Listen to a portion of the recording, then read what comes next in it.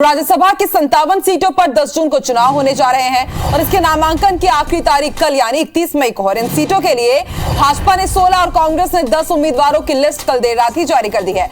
BJP ने राज्यसभा के लिए 18 उम्मीदवारों की लिस्ट जारी की है। इनमें 5 महिलाएं भी शामिल है। केंद्रीय मंत्री निर्मला सीतारमण को कर्नाटक, पीयूष गोयल को महाराष्ट्र से उम्मीदवार बनाया गया है। देर रात कांग्रेस ने भी 10 नामों की लिस्ट जारी की। उसने मध्य प्रदेश से विवेक तनखा, हरियाणा से अजय माकन, राजस्थान से रणदीप सिंह सुरजेवाला, तो वहीं तमिलनाडु से पी चिदंबरम को उम्मीदवार बनाया है। छत्तीसगढ़ में राज्यसभा की कुल 5 सीटें हैं। इनमें से 2 सांसद रामविचार नेताम एवं छाया वर्मा का कार्यकाल 29 जून को समाप्त होने जा रहा है। इन दोनों सीटों के लिए कांग्रेस ने अपने वरिष्ठ प्रवक्ता राजीव शुक्ला और रंजीत रंजन को उम्मीदवार बनाया है। रंजीत बिहार के नेता राजेश रंजन की पत्नी है और अभी कांग्रेस प्रवक्ता है। छत्तीसगढ़ विधानसभा में कुल 90 सदस्य हैं। इनमें से कांग्रेस के 71, भाजपा के 14, जोगी कांग्रेस के 3 और बसपा के 2 विधायक इस चुनाव में हिस्सा लेंगे। वोटिंग मतपत्रों से होगी। विधानसभा में सीटों के हिसाब से राजीव और रंजीत का चुना जाना भी तय माना जा रहा है। यानी अब छत्तीसगढ़ से कांग्रेस के 4 राज्यसभा सांसद हो जाएंगे। भाजपा से सिर्फ सरोज पांडे ही राज्यसभा में है।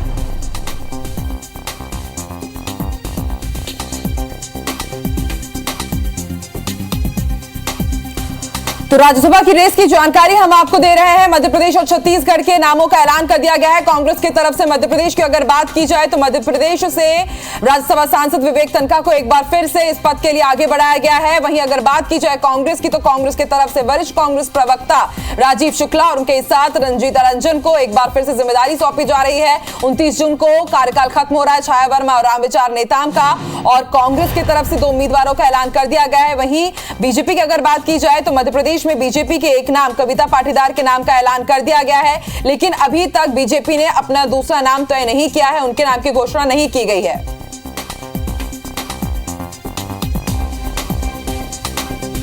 तो वहीं अगर मध्य प्रदेश की बात की जाए तो कांग्रेस ने एक बार फिर से जिम्मेदारी दी है विवेक तनखा को और आज 11 बजे माना जा रहा है कि वो अपना नामांकन भी दर्ज करा देंगे। आपको बता दें 31 मई नामांकन की आखिरी तारीख है। कल आखिरी दिन है, तो उससे पहले माना जा रहा है कि बीजेपी भी अपने दूसरे नाम का ऐलान कर सकती है। बीजेपी की तरफ से 2 सीटें खाली हो रही है, वहीं कांग्रेस की 1 सीट खाली होगी।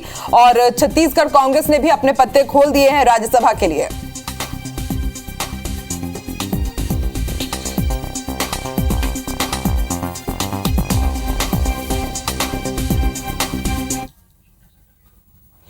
तो राज्यसभा की रेस के लिए बीजेपी कांग्रेस ने उम्मीदवारों का ऐलान कर दिया है। और ज्यादा जानकारी के लिए रुख कर लेते हैं रायपुर का, और भोपाल से हमारे साथ हमारे सहयोगी जुड़ रहे हैं। रायपुर से हमारे साथ जुड़ चुके हैं स्टार, तो वहीं भोपाल से हमें जानकारी देंगे विवेक। सबसे पहले रुख कर लेते हैं रायपुर की तरफ।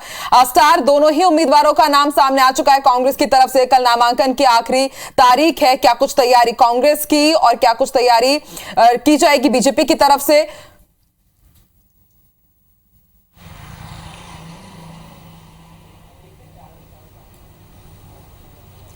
देखिए, छत्तीसगढ़ में देखा जाए तो राज्यसभा की 2 सीटों के लिए नामांकन होना है, चुनाव होना है। और एक प्रकार से ये फॉर्मेलिटी बस है, क्योंकि ज़्यादातर विधायक कांग्रेस के हैं और उस लिहाज से ये दोनों सीटें कांग्रेस के पक्ष में जानी तय है।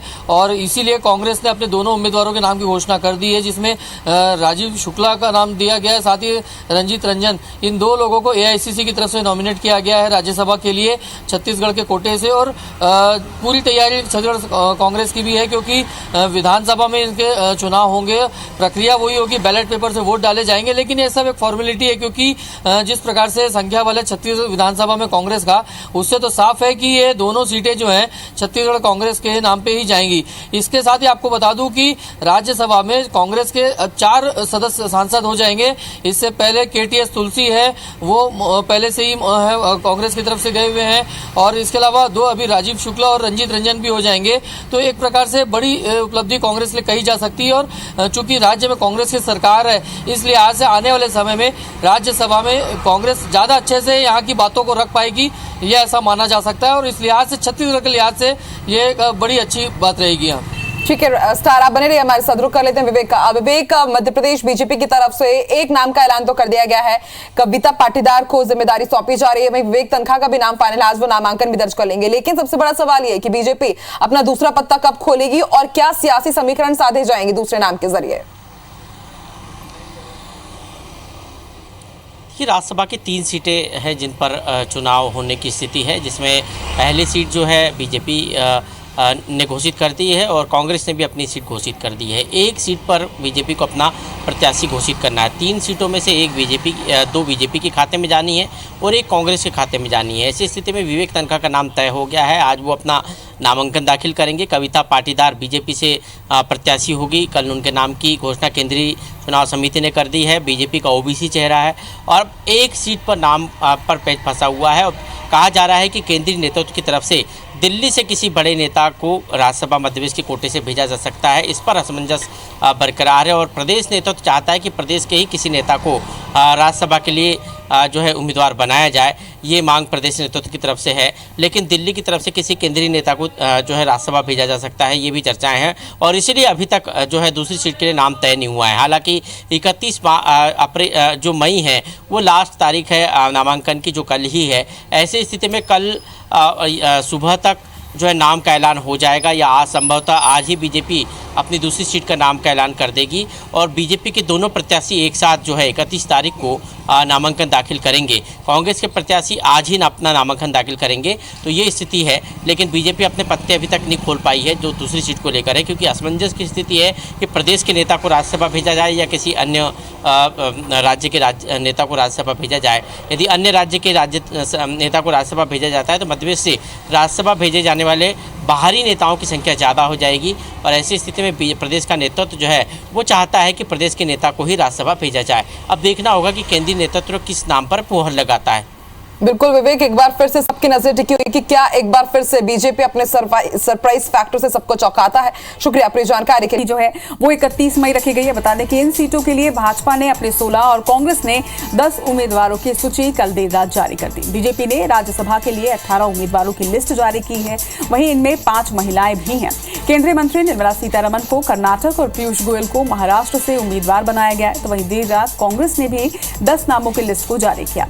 मध्य प्रदेश से विवेक तनखा, हरियाणा से अजय माकन, राजस्थान से रणदीप सिंह सुरजेवाला, तमिलनाडु से पी चिदम्बरम को उम्मीदवार बनाया गया है। तो वहीं छत्तीसगढ़ की बात करें अगर तो छत्तीसगढ़ की कुल 5 सीटें हैं। इनमें से 2 सांसद रामविचार नेताम और छाया वर्मा का कार्यकाल 29 जून को समाप्त होने जा रहा है। इन दोनों ही सीटों के लिए कांग्रेस ने अपने वरिष्ठ प्रवक्ता राजीव शुक्ला और रंजीत रंजन को उम्मीदवार बनाया है। बता दें कि रंजीत बिहार की नेता राजेश रंजन की पत्नी है और अभी कांग्रेस के प्रवक्ता भी हैं। वहीं छत्तीसगढ़ विधानसभा में कुल 90 सदस्य हैं। इनमें से कांग्रेस के 71, भाजपा के 14, जो कि कांग्रेस के 3 और बसपा के 2 विधायक हैं जो इस चुनाव में हिस्सा लेंगे। वहीं वोटिंग मतपत्रों से किया जाएगा। विधानसभा में सीटों के हिसाब से राजीव और रंजीत का चुना जाना लगभग तय माना जा रहा है, यानी कि अब छत्तीसगढ़ से कांग्रेस के 4 राज्यसभा सांसद हो जाएंगे।